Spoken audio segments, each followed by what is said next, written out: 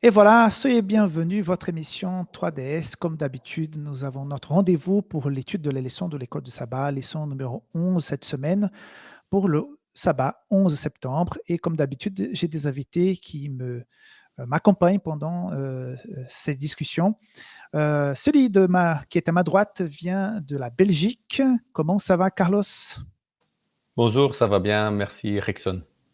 Peux-tu te présenter un petit moment? Alors, je m'appelle Carlos Rivero et je suis originaire du Mexique, mais je suis pasteur en Belgique depuis déjà un certain temps, marié, et 3 enfants. Et je m'occupe des églises en ce moment. Voilà. Très bien. Donc, tu fais partie à quelque part de notre collaboration que nous avons actuellement avec la Fédération France-Sud, la Fédération Belgique et Luxembourg. Et nous avons plusieurs collègues de ces deux fédérations qui collaborent avec Sport Média pendant ce trimestre. Et j'ai à ma gauche quelqu'un qui est plutôt de la maison, Laetitia Bayot. Comment ça va, Laetitia? Ça va bien, merci. Et toi, Rickson?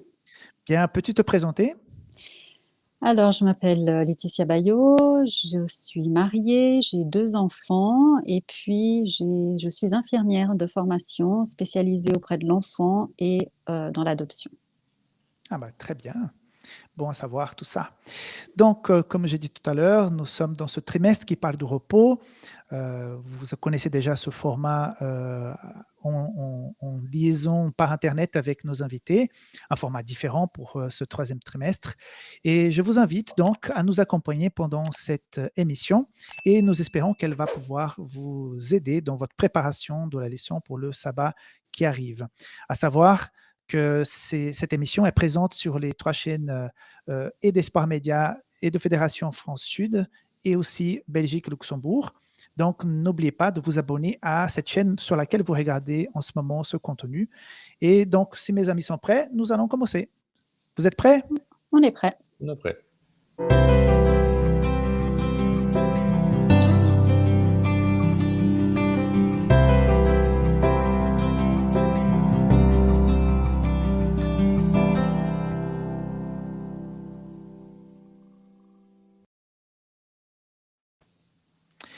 Donc, Soif de plus, c'est le titre de cette semaine. Et pour commencer, je voudrais vous inviter à me parler un petit peu de votre expérience avec la parole de Dieu. Parce que dans la parole de Dieu, nous avons des récits, des histoires, des choses qui nous ont, à un moment donné dans la vie, touchés, aidés, encouragés. Et donc, je voudrais savoir, par rapport à tout ce que vous avez déjà vu, étudié dans la Bible, quelle serait peut-être l'histoire, le récit, le verset, le personnage biblique qui, à un moment donné dans votre vie, vous a énormément inspiré et qui vous a aidé dans un moment difficile? On, Honneur aux femmes, hein, Carlos? On demande d'abord à Laetitia. Bien sûr. C'est un peu compliqué en fait de répondre à cette question dans le sens qu'il n'y a pas forcément une histoire ou un personnage qui, moi, m'a particulièrement aidé ou touché. Il y a tellement de personnages et d'histoires différentes qui interviennent en fonction de chaque situation, en fait. Moi, j'ai envie de dire Noé, je me suis sentie très proche de Noé quand j'ai le sentiment que les choses n'arrivent jamais au bout. Parce que Noé s'est retrouvé quand même pendant plus d'une année dans une arche et sans savoir finalement quand est-ce qu'il allait sortir de cette arche. Je me suis sentie dans des moments assez compliqués de ma vie et où j'avais le sentiment que plus rien n'allait, comme Élie. Élie qui, après avoir vécu des expériences assez folles et extraordinaires avec Dieu, se retrouve complètement déprimé, dépressif, et où il y a cette chose incroyable qui se passe, c'est Dieu qui vient en fait à la rencontre d'Élie et qui vient le chercher.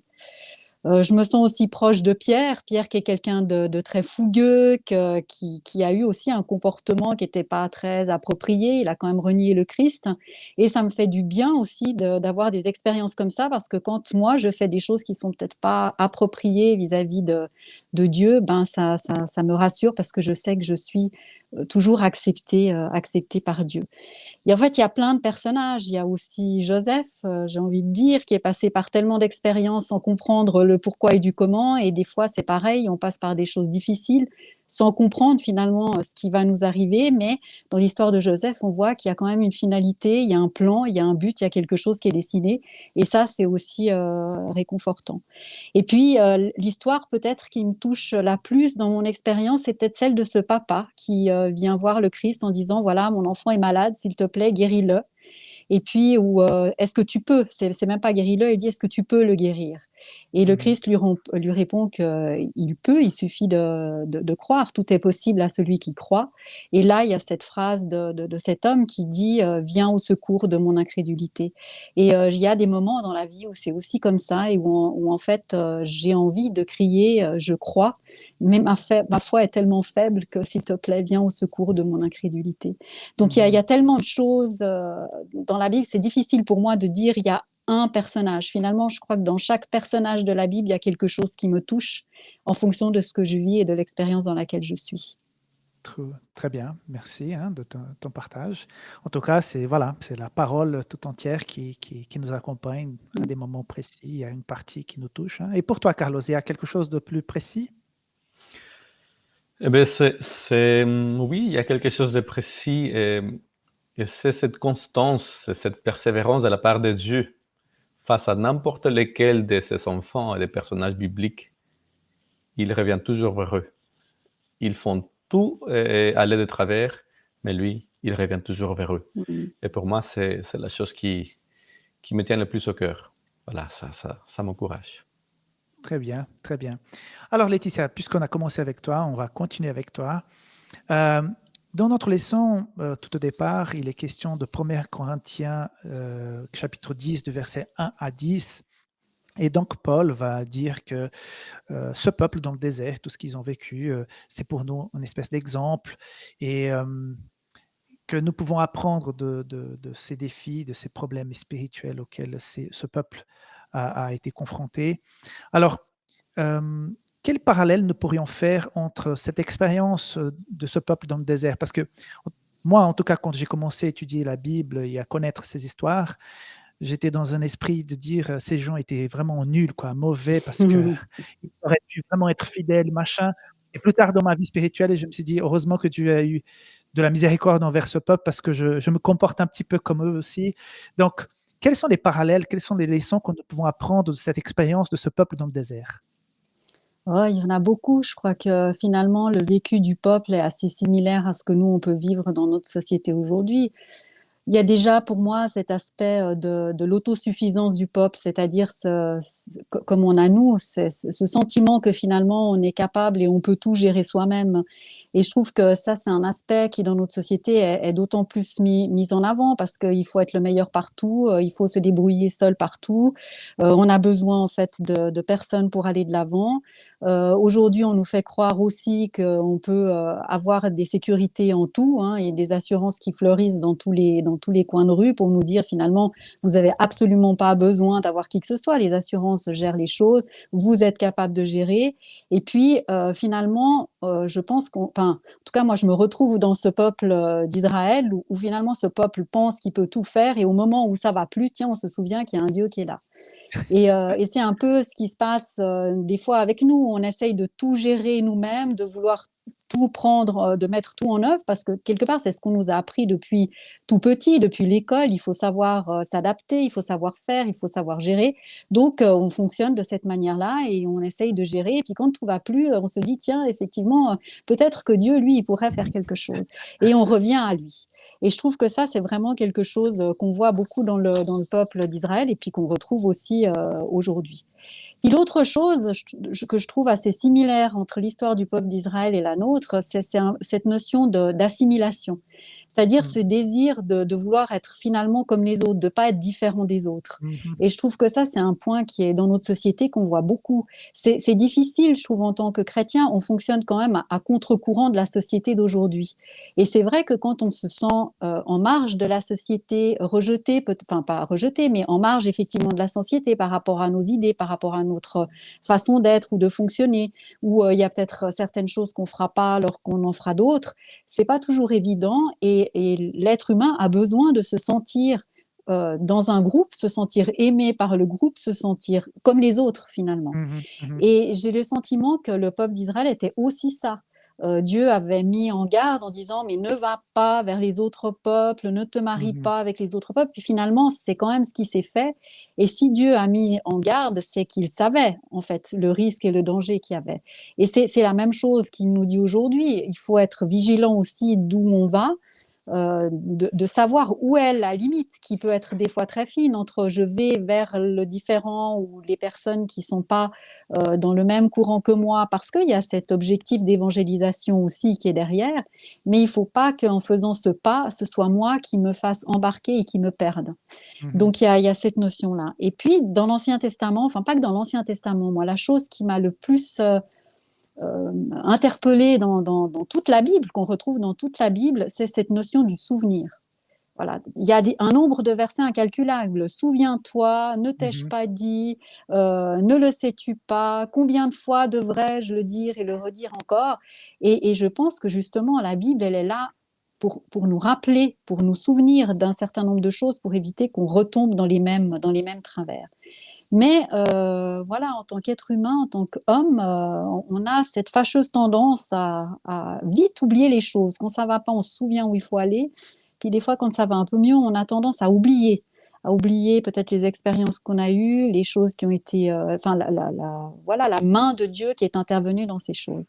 Mhm. Moi, le souvenir, je trouve que c'est quelque chose d'important. Et si dans toute la Bible, il y a toujours ce souvenir aussi du passage de la mer Rouge, etc., c'est que ça a un poids, le souvenir. Et je sais que moi, dans ma Bible, j'ai pris le pli depuis quelque temps, effectivement, dans les dernières pages, où j'ai des pages qui sont blanches, j'ai intitulé un chapitre qui s'appelle Souviens-toi. Et où, effectivement, dessus, je note Les les expériences bénédictions. que j'ai eues exactement, enfin, là où Mhm. j'ai vu la main de Dieu intervenir. Et je sais que quand il y a des moments qui sont difficiles, c'est quelque chose qui m'aide, parce que de revenir et de relire les choses, on se dit: «Ah oui, tiens, c'est vrai, je me souviens. Mhm. Mhm. Voilà, je me J'ai souviens». j'ai un petit cahier à la maison, un cahier de prière que je regarde pas tous les jours, mais de temps en temps. Et je note mes demandes de prière et c'est sympa, vraiment sympa de revenir et dire: Mmh «Ah, cette prière, elle a été répondue. mh. Ah, cette prière, elle a été exaucée. Bah, celle-ci, non», mais c'est intéressant ce devoir de souvenir. Et pour Mmh. toi, Carlos? Mais, peut-être pour complémenter et ne pas partir de l'expérience du peuple d'Israël, je partirai de ce que Paul est en train de dire aux Corinthiens, parce que finalement, c'est à eux qu'il est en train d'écrire, c'est pour eux que le message en premier est adressé. Et ce n'est que par la suite qu'après nous pouvons en prendre une application pour nous-mêmes. En fait, euh, quand Paul est en train de parler aux Corinthiens, il va choisir une série d'événements que le peuple d'Israël a vécu. Le passage sous la nuée et au milieu de la mer Rouge, etc. etc. Et il va dire aux Corinthiens, Israël a vécu une expérience folle, formidable avec le Seigneur. Ils ont été guidés par Dieu, ils sont passés sous la nuée, ils ont été donc baptisés, c'est lui qui fait cette application. Ils ont mangé les pains spirituels, ils ont bu la boisson de l'eau spirituelle. Le roc les a suivis. Ça, je ne sais pas d'où est-ce qu'il a pris, parce que ça ne vient pas de l'Ancien Testament. Mais en tout cas, il est en train de faire ce qu'on appelle donc, dans la leçon une typologie. Mhm. Mais il dit tout cela dans un but. Il veut en tirer une leçon finalement. Et c'est quoi? Euh, Malgré tout cela, malgré le fait qu'Israël avait tout pour réussir leur expérience avec le Seigneur, la majorité du peuple a déplu le Seigneur au point qu'ils sont pratiquement tous morts dans le Mhm. désert. Et si on lit bien l'Épître aux Corinthiens, il est en train de leur dire, vous êtes le nouveau peuple. Vous êtes en train de traverser le nouveau exode. Vous êtes, il va jusqu'à dire, vous êtes la Pâque. Hein? Purifiez-vous et participez avec un cœur pur, enlevez les mauvais levains. Vous êtes la Pâque, vous êtes le pain, c'est vous maintenant. Mais attention, attention, parce que si vous ne faites pas attention, vous pourrez rater votre expérience avec Dieu, tout comme le peuple d'Israël a raté la sienne. Donc, il ne s'agit pas de faire les choses à la perfection, dans le sens qu'ils s'étaient baptisés, ils ont mangé Mhm. le pain spirituel, la boisson spirituelle, et je dirais, il ne s'agit pas forcément de garder les bons jours qu'il faut. Non, non, non. il y a quelque chose de plus. Parce que même si tu fais tout ça, même si tu as reçu tout ce qu'il faut pour, faites attention. Parce que finalement, l'expérience avec le Seigneur, c'est quelque chose d'autre. Donc, je trouve que cet appel à l'église de Corinthe, aux Corinthiens, c'est un appel qui m'interpelle. Parce que c'est vrai, adventiste, pasteur, né dans une famille adventiste, etc., etc. Oui, mais faites attention, Carlos, parce que finalement, si tu ne comprends pas ce que le Seigneur veut vraiment pour toi dans ta vie, tu risques de passer à côté.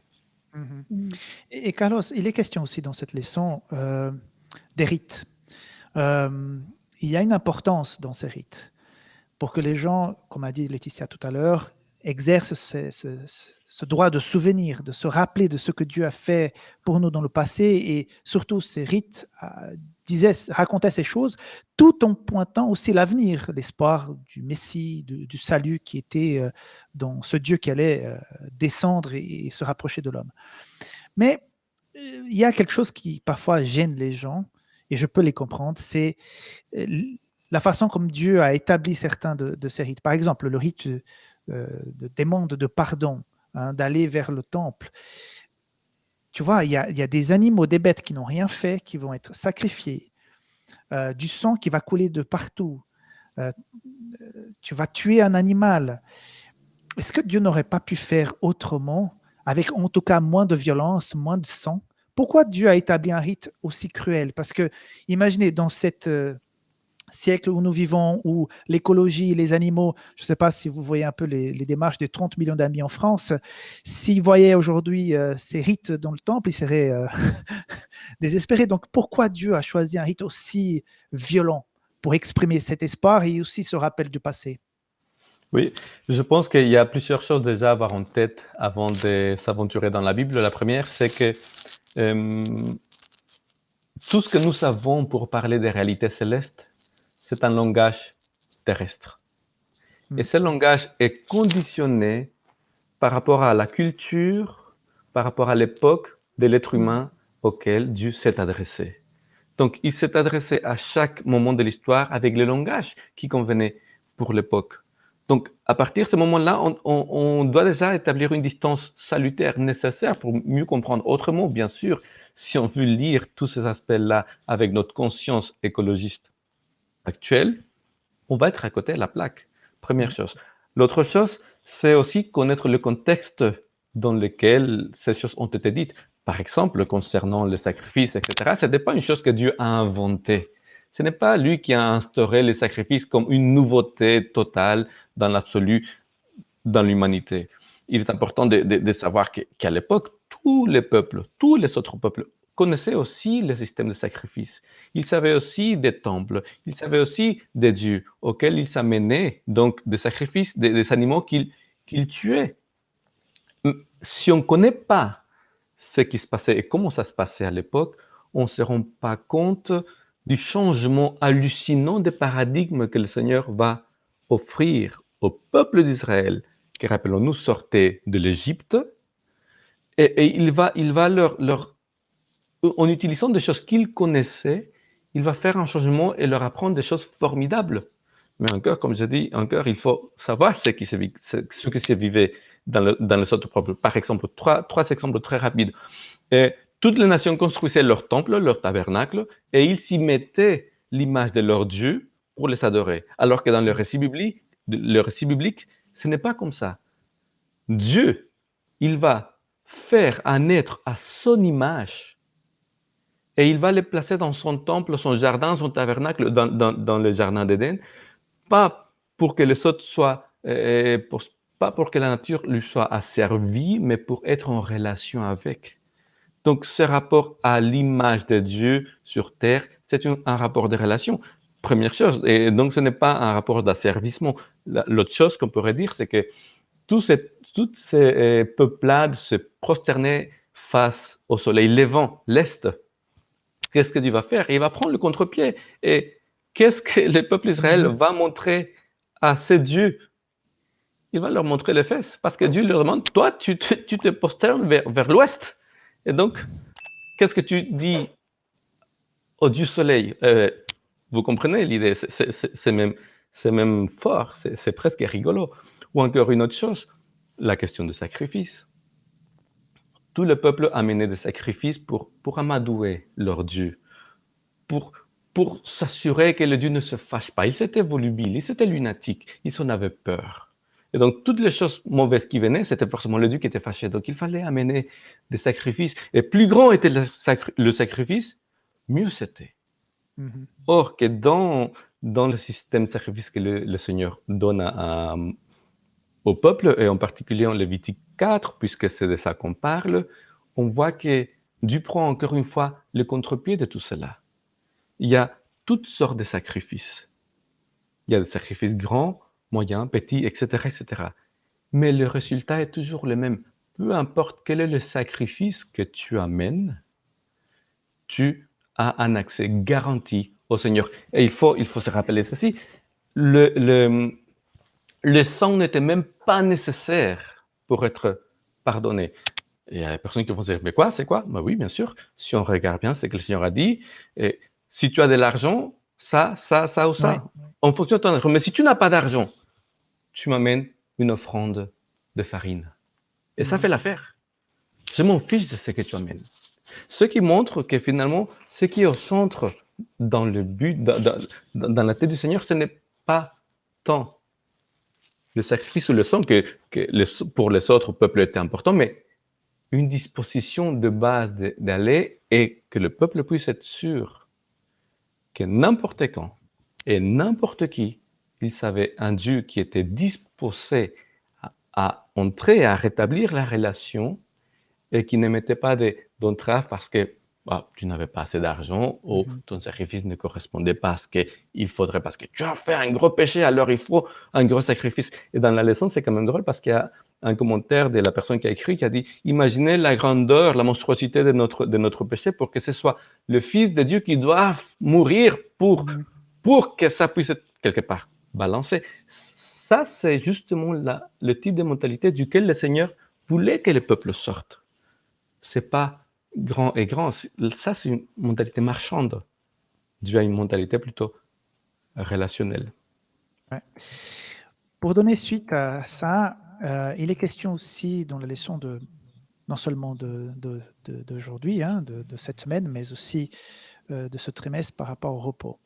Et Laetitia, dans Hébreux 4, du verset 1 à 3, il est décrit donc ce repos, hein, criant donc, tant que subsiste la promesse d'entrer dans son repos, que l'un de vous ne semble l'avoir manqué, car la bonne nouvelle nous a été annoncée tout aussi bien qu'à eux. Mais la parole qu'ils ont entendue ne leur a servi de rien, car ils n'étaient pas unis dans la foi à ceux qui l'ont entendue. En effet, nous qui sommes venus à la foi, nous entrons dans le repos. Alors, nous entrons dans un repos. Ça veut dire quoi? Qu'est-ce que c'est ce repos qui est proposé par l'auteur d'Hébreux? Alors le contexte, c'est vrai qu'il est à nouveau le même qu'avant, dont on a déjà parlé. Avant de parler de ce repos-là, il y a eu la référence à ce qui s'est passé avec le peuple d'Israël aux portes de Canaan, où effectivement Dieu avait conduit son peuple pour l'amener vers Canaan, donc vers ce repos quelque part qu'il avait promis, et où à un moment donné, le peuple d'Israël a eu peur, et puis il n'a pas eu la confiance nécessaire pour faire le pas, et finalement il a préféré s'arrêter avant les portes et se reposer avant les portes. Hein, si j'essaye de le dire avec des mots, puis avec des mots différents. Et pour moi, la notion du repos, en fait, il y a deux choses pour moi dans cette notion du repos. Il y a la notion du repos éternel, c'est-à-dire ce salut qui nous est promis, le repos avec un grand R qui arrivera au moment où le Christ viendra nous rechercher et où nous serons tous à nouveau réunis avec le Christ. Mais il y a aussi cette notion de entrer dans le repos, c'est-à-dire entrer dans le repos maintenant, dans l'ici et aujourd'hui, par rapport à ce que Dieu me propose. Et pour moi, le repos d'aujourd'hui, rentrer dans le repos aujourd'hui, c'est être en paix et en confiance malgré tout ce qui peut se passer autour de moi parce que le Seigneur est là. Et quelque part, c'est une préfiguration, le repos d'aujourd'hui, c'est une préfiguration de ce repos éternel que je pourrais avoir plus tard avec Dieu parce que ce repos, c'est le salut qu'il me propose. Il y a une histoire que j'aime bien, moi, qui s'intitule « Le tableau de la paix ». C'est une histoire qui raconte un roi qui, à un moment donné, a décidé de primer et d'offrir un tableau à la personne qui serait le plus capable de peindre la notion de la paix. Mhm. Donc, il y a eu plein de peintres qui ont fait différents types de peintures, et finalement, le roi en a retenu deux. Un paysage très calme, très paisible, avec des couleurs pastel, vraiment qui amène à cette paix. Et un autre tableau qui est complètement l'inverse, c'est-à-dire où il y a énormément de remue-ménage, des éclairs, de l'orage, des torrents, enfin, où tout est vraiment bouleversé. Mais ce qui était intéressant dans ce deuxième tableau, c'est qu'à un moment donné, tout au fond de ce tableau, dans une petite grotte, il y avait un oiseau qui était là, un petit oiseau qui était tranquille finalement dans tout ce tumulte. Et ce qui est intéressant justement dans ce qui a été dans ce tableau, c'est que finalement, à votre avis, lequel le roi a choisi?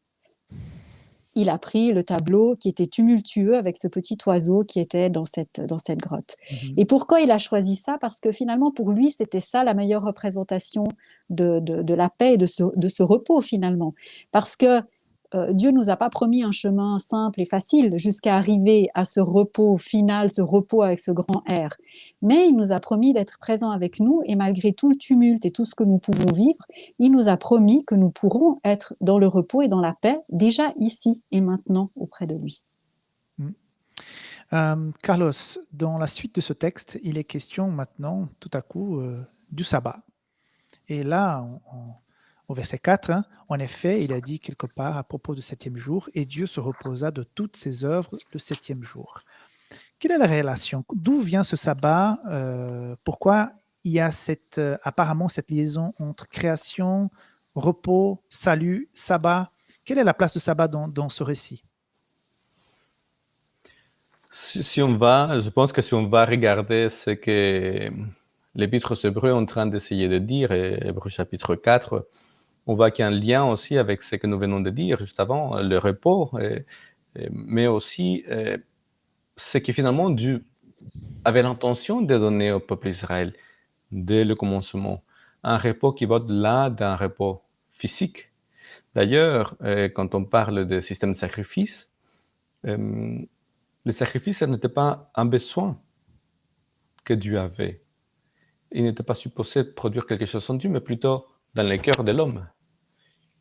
Il était censé produire chez l'homme ce sentiment de « Waouh, ce que j'ai vécu, ce que je vis, loin du Seigneur, c'est grave. » Mais Dieu me pourvoit les moyens pour vivre en paix. Et finalement, donc, pour être en paix, c'est aussi être au repos. Et quand on vient à l'Épître des Hébreux, chapitre 4, et on mentionne la création, c'est le même type de repos auquel Adam et Ève avaient été invités à entrer. Pas forcément un repos physique pour eux, pour nous aujourd'hui c'est nécessaire, mais un repos dans sa dimension la plus large, c'est un repos du cœur, c'est une expérience de l'âme. Dans ce sens, quel est le lien entre création, sabbat et salut? Je pense que, en tout cas pour moi, elle est assez évidente. Mm. C'est que le sabbat est supposé représenter, ou en tout cas devenir dans ma vie, c'est un peu l'idéal que Dieu veut pour moi, pour l'éternité, mais actualisé de façon concrète. Si je veux faire une Donc, synthèse. un avant-goût de ce que Dieu a Mm. pour nous dans l'avenir. C'est plutôt Un ça. avant-goût de ce que... Est-ce que c'est un avant-goût? Je ne sais pas, parce que c'est quelque chose que Dieu veut qu'on vive déjà maintenant. Oui. Je Mhm. pense que c'est plutôt goûter déjà Quelque chose qui est une quelque chose que réalité. très souvent on dit, ah non, c'est que pour le futur. Non, que dalle, c'est pour C'est aujourd'hui, maintenant. parce que c'est Mm. Mhm. aujourd'hui que tu as besoin de ceci. D'ailleurs, il a promis au peuple, il voulait ça pour le peuple d'Israël, mais après, ça se fait pas. D'où que le Seigneur dit, ok, ça se fait pas, mais il y a un repos qui reste à venir. D'accord. Laetitia, il est question aussi dans la leçon, le récit de la création. Hein, et comme nous parlons de repos, on doit forcément passer par le sabbat, comme Carlos vient d'expliquer. C'est rappel dès à présent de ce que Dieu a pour nous. Et quand on lit le récit, il y a toujours la création qui se met en place. Hein, et donc les cieux et la terre ont été créés, donc jour et nuit, jour et nuit. Donc à chaque fois, il a fait nuit et la partie obscure, la partie claire, le premier jour, et ainsi de suite. Mais quand il s'agit du sabbat, ce discours change. Il ne va pas dire il a eu la partie obscure et la partie claire. Il ne mentionne pas. C'est tout simplement le 7e jour, jour qui a été béni, qui a été sanctifié, où Dieu s'est reposé. Pourquoi il y a cassure de ce rythme? Parce qu'on on a cette cadence de création et tout à coup, pour le sabbat, quel est l'objectif du créateur en faisant cela? Et celui qui a été inspiré pour rédiger ce texte, hein, donc on croit qu'il est Moïse, qu'est-ce qu'il a voulu dire en cassant ce rythme lors de la création? Et pour moi, le 7e jour, quelque part, c'est la finalité, c'est l'apothéose de ce qui vient d'être créé. Et dans la mesure où il y a plus rien derrière, c'est-à-dire que ça, c'est vraiment la meilleure chose, c'est le summum de la création qui a été fait. Donc, c'est quelque chose qui est amené à être éternel. C'est ce que Dieu voulait, c'est que ce soit éternel, que ce jour, ce 7e jour, ce sabbat, où finalement toute la dimension parfaite de la création est représentée à ce moment-là, il n'y a pas une fin à ça. C'est pas il y a un soir, un matin et on passe à autre chose. Il y a cette notion, comme on en a parlé, de ce repos éternel, de quelque chose qui perdure. C'est comme ça en fait que moi je le vois. Pour moi, le sabbat, le 7e jour, a été créé dans une optique d'éternité. Ok. Carlos, à un moment donné, il y a un appel qui est fait dans ce chapitre 4 d'Hébreux. Donc, aujourd'hui, si vous entendez la voix de Dieu, ne fermez pas votre cœur. Donc, cet appel pour qu'on puisse retrouver la paix, cette relation avec le Christ, apparemment, il est tellement plein d'amour, il a l'air tellement simple, et en même temps, et en plus, vu les exemples qu'on retrouve dans la Bible, comme on voit dans le peuple, chez le peuple qui était dans le désert, pourquoi il y a autant de personnes, même parfois dans l'Église, hein, qui refusent ce repos? Pourquoi il est si difficile pour l'être humain de se donner à ce repos? Je pense que tu en as autant de mal à vivre ce repos, à l'accepter, à y entrer. Je pense que c'est surtout parce que, un peu comme pour les Corinthiens, nous nous méprenons au sujet de ce que le repos dans le Seigneur veut dire. Tout comme nous méprenons souvent au sujet de ce que le sabbat symbolise et devrait être dans nos vies. Et puisque nous faisons une présentation erronée, je pense que le résultat tout naturel, c'est que les autres personnes n'aient pas envie de vivre une chose pareille.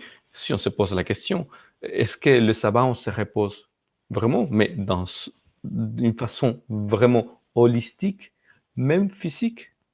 Il arrive très souvent que pour nous autres adventistes, le jour où on se repose, c'est le dimanche.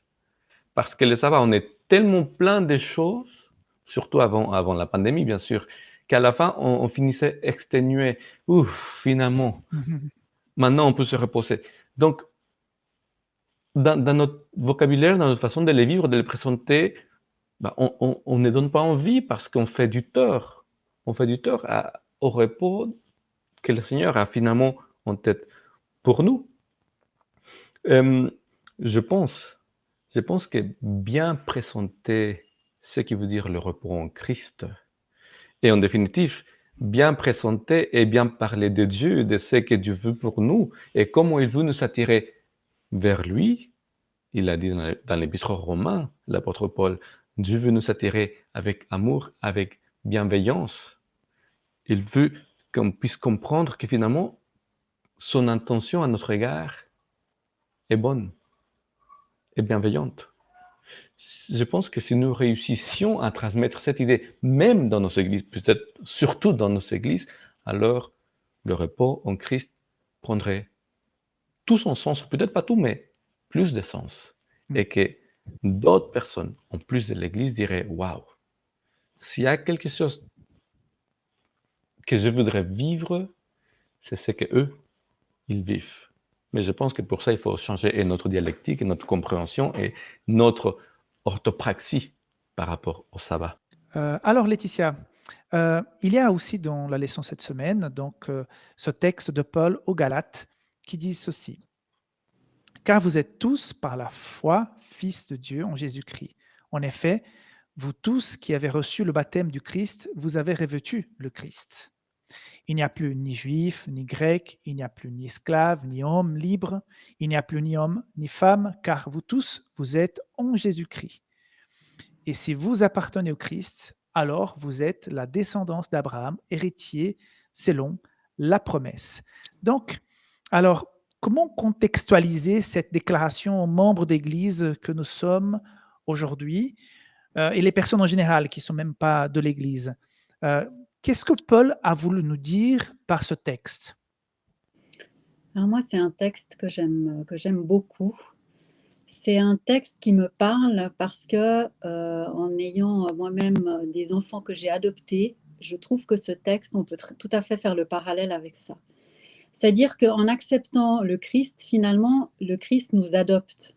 Nous avons été adoptés par Dieu et donc nous avons tous la même entité. C'est-à-dire qu'à un moment donné, on est frères et sœurs, comme deux enfants qui ont été adoptés, même si finalement au départ, leur histoire de vie est différente, leur parcours de vie est différent, si leurs parents de naissance ne sont pas les mêmes. Et à partir du moment où ils sont adoptés, ils deviennent fils et filles de la personne qui les a adoptés. Mhm. Et dans ce texte, c'est effectivement ça qui nous est dit. On devient fils et filles de Dieu, de Christ, parce qu'on a été adopté par lui. Et moi, j'aime bien cette image-là. Et c'est pas quelque chose qui est mérité, finalement, c'est un don qui nous est fait. C'est un cadeau qui nous est fait. Mhm. Ce qui veut aussi dire pour moi que la seule chose qui nous amène justement à cette adoption, c'est le fait de croire en Christ. Il n'y a pas autre chose. C'est pas la religion à laquelle on appartient qui va faire qu'on est enfant de Dieu. La seule condition, c'est celle de croire au don que le Christ a fait. Et puis, le parallèle que je ferai aussi, c'est avec un autre texte dont Paul a parlé, où il parle finalement du corps et des différents membres que l'on a. C'est-à-dire que ce n'est pas parce qu'on est tous adoptés et enfants et frères et sœurs et fils et filles de Dieu que ça veut dire qu'on doit être tous pareils et les sosies les uns des autres. Ce n'est pas du tout ça. On a une entité qui va être la même puisqu'on est fils et filles, mais ça veut aussi dire qu'on a nos particularités qui sont liées à notre histoire de vie, à nos, Nos voilà, à origines, notre vécu, à nos l'éducation origines, reçue, etc. oui. Exactement. Et c'est ça qui va faire aussi la plus-value finalement, parce qu'on peut être complémentaire, mais ça fait aussi que des fois on peut avoir des désaccords. Mais ça n'enlève en rien le fait qu'on reste fils et fille de Dieu et qu'on est adopté en fait par Dieu. Moi j'aime beaucoup ce terme de l'adoption.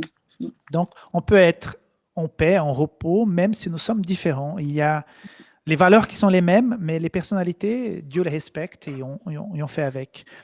Carlos, voilà, le sujet, c'est le repos. Nous avons déjà un petit peu travaillé toutes ces déclarations de Paul par rapport à ça.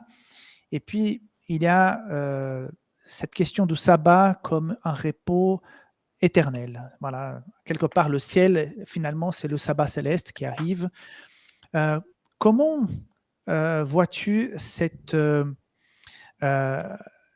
appel à ce repos céleste, à la vie éternelle, comme quelque chose de concret pour les personnes d'aujourd'hui? C'est-à-dire, ici, on a de quoi faire, on doit se battre, on doit vivre, on doit travailler, on doit atteindre nos objectifs, on a une famille à subvenir les besoins.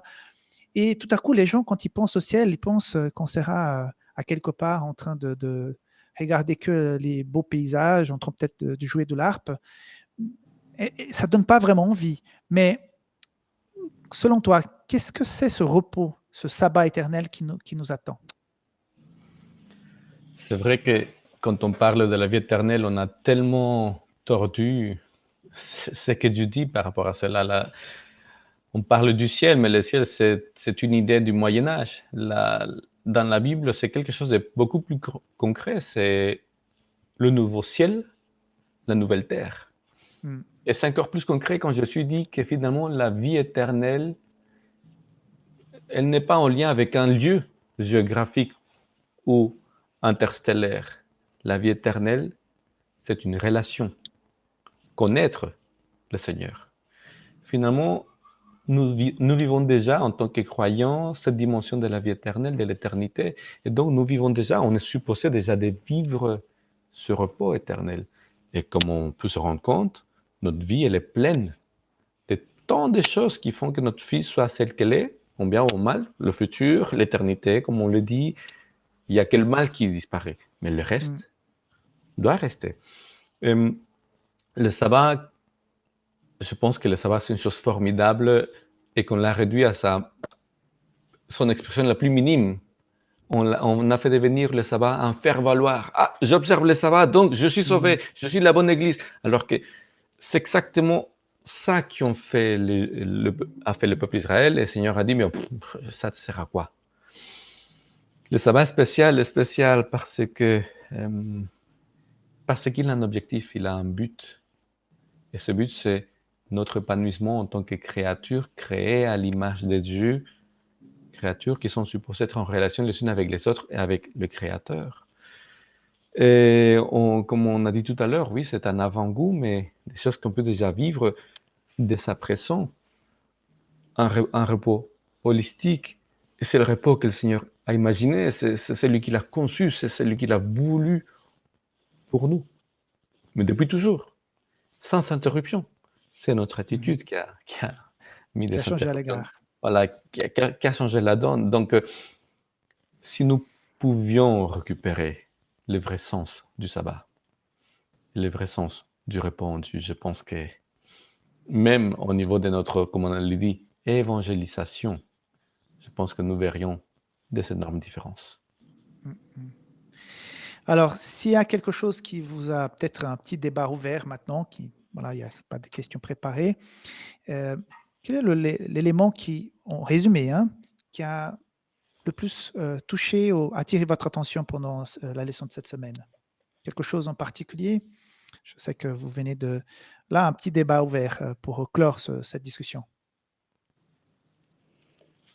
Laetitia? Ouais, la notion du souvenir, pour moi, est vraiment une notion qui reste importante. Cette notion du souvenir, mais du souvenir de ce qui s'est passé et aussi du souvenir des promesses qui ont été faites, c'est-à-dire par rapport au futur. Le souvenir du passé, c'est important, justement, pour ne pas retomber dans les mauvais travers, pour se souvenir que malgré tout, Dieu est toujours là, que Dieu vient toujours à notre rencontre et il vient là où nous sommes. Sur notre trajet, dans notre chemin, que lui ne nous abandonne pas. Je pense que c'est important de se souvenir de ça. Et puis aussi le souvenir qui est noté par rapport aux promesses qui sont faites. Se souvenir que Dieu a fait des promesses et que chaque fois que Dieu a fait une promesse, elle a été tenue. Elle est vraie et elle n'est jamais remise en question. Par contre, elle ne va peut-être pas arriver au moment où on l'attend, mais elle viendra. Et la promesse ultime que Dieu nous fait, c'est que Christ reviendra et qu'effectivement, lorsqu'il reviendra, on sera dans ce repos avec un grand R, mais ce repos, comme l'a dit Carlos, qu'on peut vivre déjà aujourd'hui. Ok. Pour elle, donc, souvenir. Et pour toi, Carlos? Mais ce qui a retenu le plus mon attention, c'est cette expérience finalement humaine. Dieu fait un plan, un projet, il le propose, et l'homme, il casse tout. Et Dieu revient à la charge. Il revient, il remanie, il adapte, il reformule, il propose à nouveau, toujours dans le même objectif. Et ce message qui est depuis le départ pour l'humanité, peu importe ce que tu as fait, le pardon est à disposition et tout de suite. Et le repos que je t'offre est à disposition et tout de suite. Tout ce que tu as à faire, c'est entrer dans ce projet. Et c'est l'histoire de la Bible. Dieu essaye à chaque fois, David va le dire, mais Dieu avait un projet pour nous il y a 300, 500 ans, mais il n'a pas pu l'accomplir, mais désormais, ça sera pour le futur. Jérémie va dire, nouvelle alliance, je suis pas venir, nouvelle alliance en moi, le repos. Hébreu va répondre, c'est la même histoire. Ce repos, il est à notre disposition.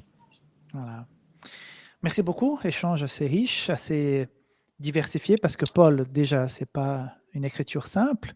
En plus, il va parler à différents moments, à différents publics.